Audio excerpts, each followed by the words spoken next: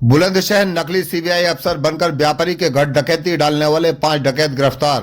Gang का सरगना व नामी डकैत इंद्रपाल ताऊ समेत 5 डकैत पुलिस की गिरफ्त में। आरोपियों के कब्जे से लूटे गए 50 लाख के गहने 13,30,000 रुपए नगद बरामद। डकैतों ने दिन दहाड़े सीबीआई अफसर बन परिवार को बंधक बनाकर की थी वारदात। 25-25 हजार के इनामी हैं योगेश और इंद्रपाल ताऊ पर 31 मामले दर्ज। पुलिस का दावा पीड़ित व्यापारी के नौकर संजय की मुखबरी से रची गई थी डकैती की साजिश।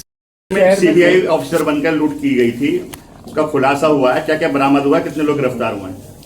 देखिए, अनूप शहर कस्बे के एक प्रसिद्ध व्यवसायी के घर पे दिनांक 19 तारीख को घर में 4 लोग घुस गए, जो अपने को सीबीआई का अधिकारी बताते हुए बोले कि आपके यहाँ रेड हो रही है और आप कोऑपरेट करिए। कुछ मोमेंट के बाद परिवार को थोड़ा सा डाउट हुआ, तो उन लोगों ने क्वेश्चन किया। इसके बाद इन सबों ने परिवार के लोगों को ओवर पावर करके और कमरे में ले गए और इसके बाद वहाँ पे जो भी इनको कैश मिला और ज्वेलरी मिली लेके चले गए। थोड़ी देर बाद ही, जैसा कि सभी लोग भीग गए हैं, कि बाहर एक मेड काम करने वाली आ गई थी और उसने कुछ चीज़ों को देखा, फिर आसपास बताया। लोग वहाँ पे बाहर आए, पुलिस को तत्काल सूचना मिली। पुलिस ने वहाँ पे अच्छा रिस्पांस किया, कई टीमें लगाई गई वहाँ पे। हमारे एसपीआरए साहब के नेतृत्व में सीओ अनूप शहर, विकास सिंह और उनके फिर अनुपस्थिति में मधुप ने, और हमारी स्वाट की जो असलम के नेतृत्व में पूरी टीम थी, पूरी टीम दिन रात एक करके उसमें काम किया। हम लोगों ने उसमें शुरुआत से ही सीसीटीवी कैमरे, मोबाइल सर्विलांस, मैनुअल सर्विलांस के साथ साथ त्रिनेत्र ऐप का भी उसमें सहयोग लिया और फिर सारी चीज़ों को कड़ियों से कड़ियों तक जोड़ने के बाद इनका फिर मूवमेंट क्लियर हुआ। और ये क्लियर हुआ कि घटना के पहले भी वहाँ पर रैकी की गई थी।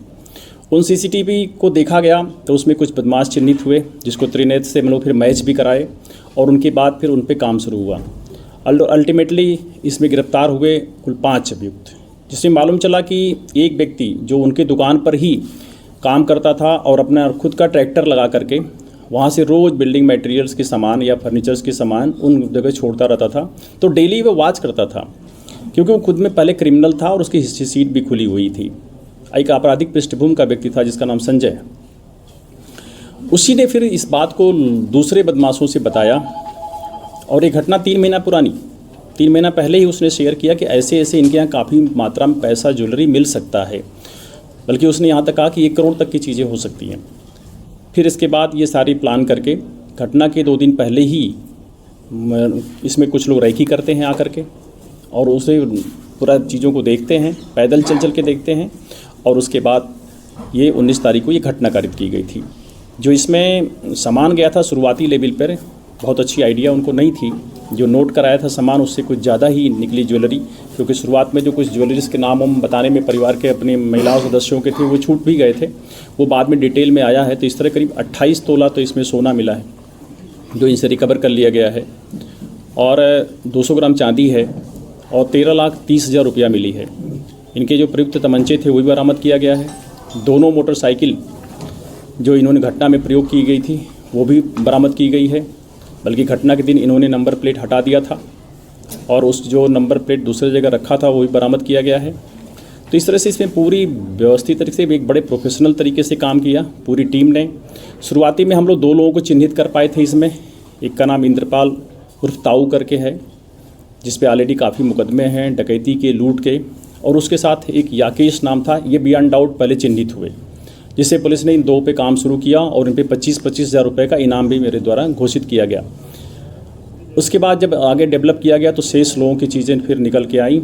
अब इसमें एक अभियुक्त अभी गिरफ्तारी को शेष है, जिसका नाम अंकुर है, जो इटावा का रहने वाला है। उसके लिए लगातार टीमें हमारी काम कर रही हैं, शीघ्र भी उसको भी गिरफ्तार करेंगे।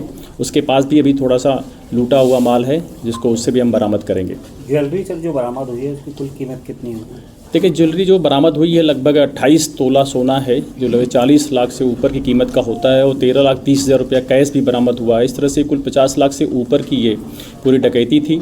और इस घटना में अभियुक्तों की संख्या बढ़ने से हमने सुसंगत धाराओं की वृद्धि की है और सभी की इसमें रिमांड ले रहे हैं। सर, इसमें इंद्रपाल उर्फ ताऊ की क्या भूमिका रही है? इंद्रपाल उर्फ ताऊ, आप जैसा जानते हैं, अभी 12 तारीख को जेल से छूटा था कुछ ही दिन पहले, और ये इसकी भूमिका थी बेसिकली आप कह सकते हैं कि प्लानिंग की। ये जाके रैकिंग भी किया, पूरी तरह से देखा, क्योंकि पुराना ये इसके क्रिमिनल रिकॉर्ड है, इसने बड़ी बड़ी डकैतियाँ डाला। तो उसने फिर इस गैंग को ब्रीफिंग किया, लाइन ऑफ एक्शन दिया, प्लानिंग किया और ये कैसे अंदर पहले भी एक दो बार घटनाओं में ऐसा ही तरीका अख्तियार किया था इन सबों ने कि कुछ अपने को कहीं पे बिजली के मिस्त्री बता करके कि हम आए हैं, कहीं पे कुछ और इंट्रोड्यूस करके अंदर एंट्री करने के लिए। तो ताऊ ने ये सारी चीज़ें इनको ब्रीफ किया, क्योंकि डे टाइम था, ताऊ थोड़ा सा मूवमेंट स्लो कर पाता है। एक पुलिस मुठभेड़ में इनके पैर में गोली भी लगी है इसके, तो ये घायल भी था उसमें, तो ये बहुत अच्छा दौड़ भाग नहीं पाता। तो ये जो है रैकी वाले पार्ट्स को इसने बखूबी अच्छे से किया था और प्लानिंग के पार्ट को किया था और सीख किया था, और इसलिए शेयर भी इसका बराबर का लगा बदमाशों में पूरा। तो फिर घर में जो एंट्री किए थे वो चारों नए उम्र के लड़के थे। ये सचिन था, अंकुर था, यशपाल था, ये और राकेश थे। ये चारों जो घर के अंदर एंट्री किए थे वो नए थे।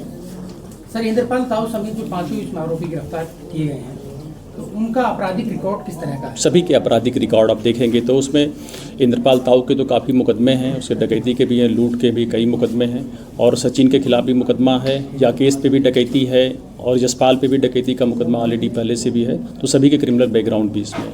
किसी और आरोपी की तलाश है?